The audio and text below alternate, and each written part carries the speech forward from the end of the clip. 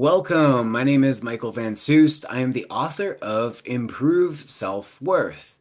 In this video, I'd like to share a couple samples from the book.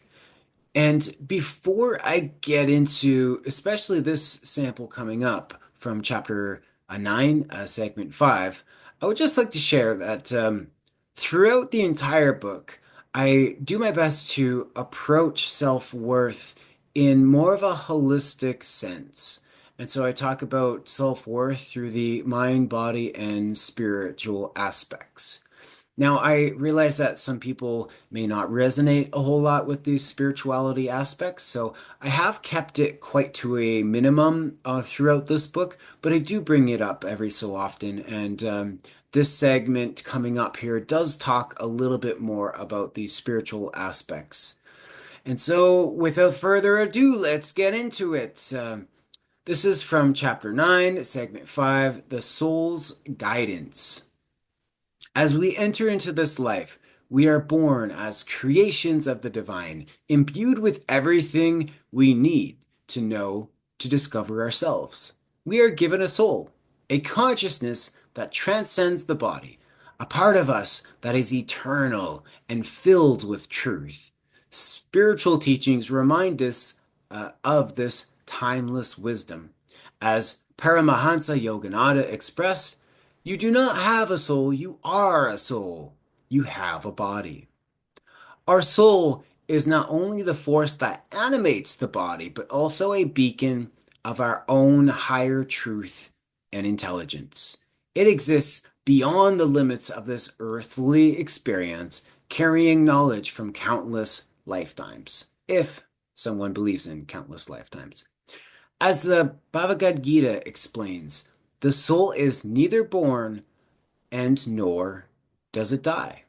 It is eternal, changeless, and ancient. The soul knows what fulfills it, yet when it incarnates into the human form, its consciousness becomes limited by the constraints of physical existence. This limits focus, often this limited focus often causes us to prioritize earthly pursuits, earning money, acquiring possessions, achieving societal milestones, while forgetting the deeper truths our soul is gently trying to communicate. We forget that our highest purpose is to remember who we are, not just a body, but an eternal soul. In the words of Rumi, you were born with wings. Why prefer to crawl through life? Our ability to focus is a powerful gift, yet it is also finite. Just as a container can only hold so much water before it overflows, our mind can only process a limited amount of information at any given moment. Modern life often demands that we fill this container to the brim, leaving no room for anything else. The to-do list, the responsibilities, and constant streams of stimuli from the world around us occupying nearly every corner of our mental space. When our focus is stretched to its limit, we naturally gravitate toward what feels urgent rather than a higher purpose. This creates a cycle where we prioritize tasks and obligations, often at the expense of deeper reflection and connection with our inner selves. As a result, the quieter, subtler voices of our soul, the ones that speak through intuition, inspiration, and feeling, maybe even gut instinct, are drowned out. This overfilled mental state doesn't just keep us busy, it disconnects us from the whispers of our higher self. We may begin to feel a vague sense of unease or dissatisfaction, as if something important is missing. In truth, these feelings are gentle nudges from the soul, calling us to reclaim the space within our focus and reconnect with what truly matters. Think of these moments when you feel drawn to something, a fleeting thought that lights up your awareness, a curiosity or a dream that speaks loudly. These are not random. They are the language of the soul. Joseph Campbell beautifully stated, "Follow your bliss, and the universe will open doors where there were only walls." Powerful quote. Transforming walls into doors, right?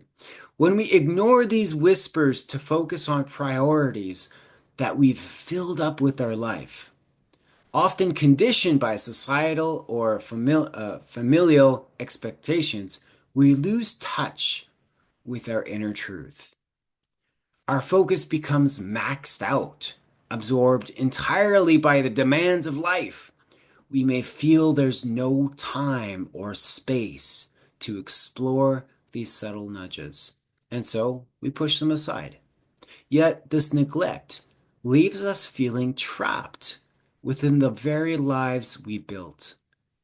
To realign with our soul's purpose, we must create space, mental, emotional, and physical, just to listen. By following the gentle gravitation of our soul towards what excites and inspires us, we rediscover fulfillment. These sparks of interest are not trivial, they are guideposts.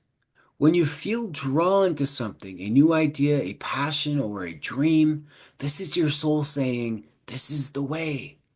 In honoring these callings, we align with our truth, step into our highest expression, and live a life of deeper purpose. As we listen and follow these inspirations, we feel more authentic, more ourselves. We tap into the path that was always meant for us, a path of profound fulfillment and self-expression. As Lao Tzu taught, at the center of your being, you have the answer. You know who you are, and you know what you want. Remember, our capacity to focus is limited.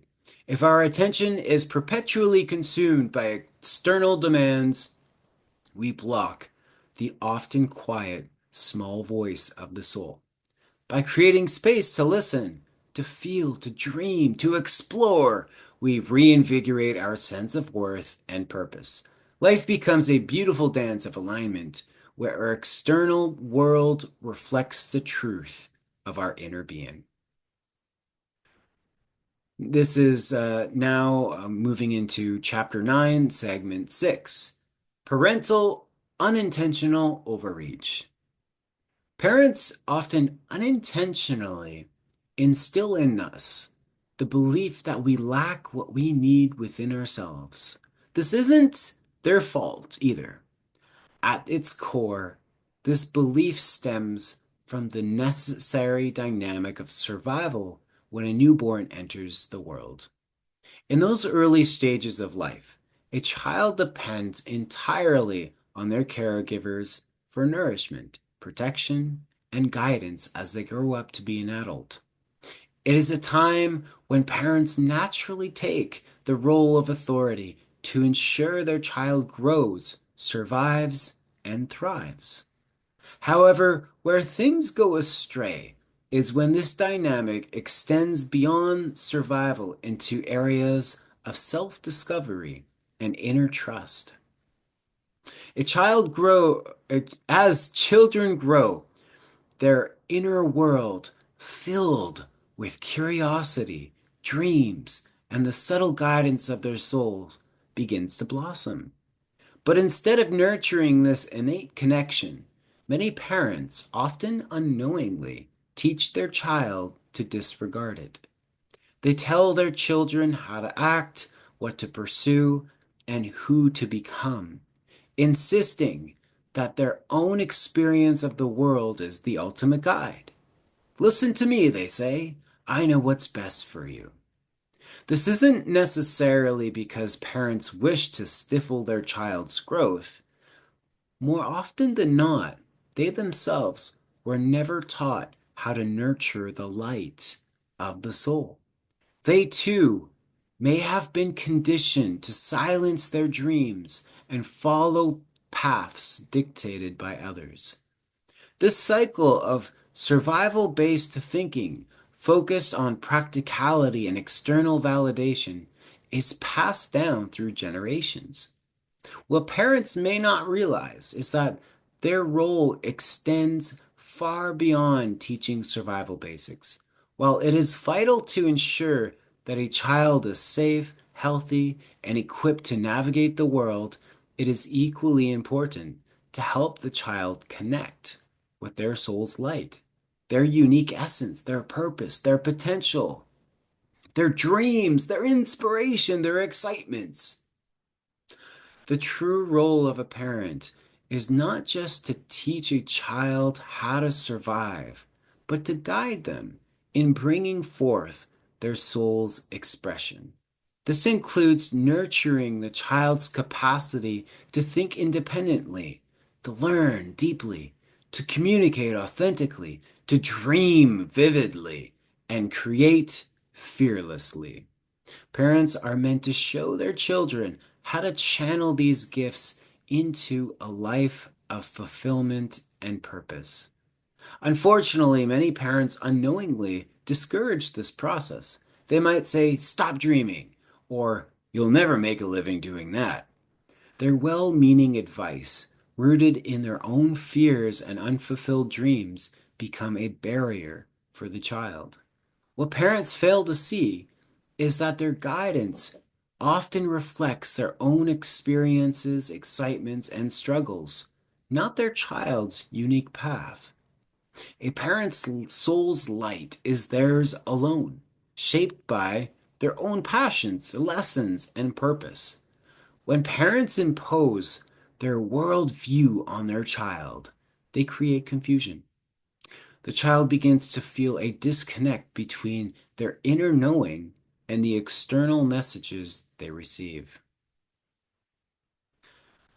As this disconnect grows, the child may begin to doubt their own instincts and dreams. They internalize the beliefs that their inner guidance is flawed or invalid, learning instead to prioritize external opinions. Over time, this leads to a lack of trust in themselves.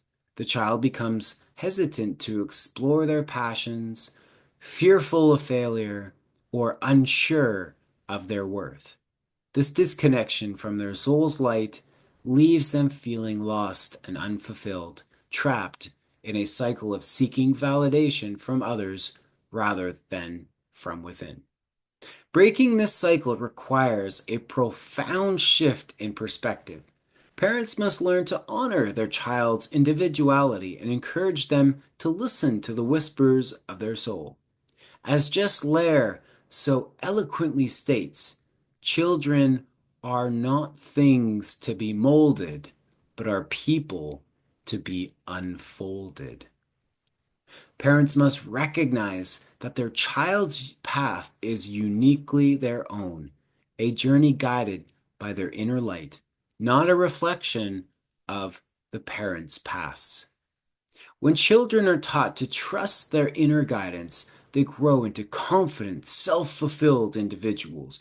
They learn to listen to their dreams, follow their passions, and express their authentic selves. By embracing this connection, parents can help their children live lives of purpose, joy, and fulfillment, aligned with their soul's truth. So thank you for tuning in. Hopefully you enjoyed these two segments.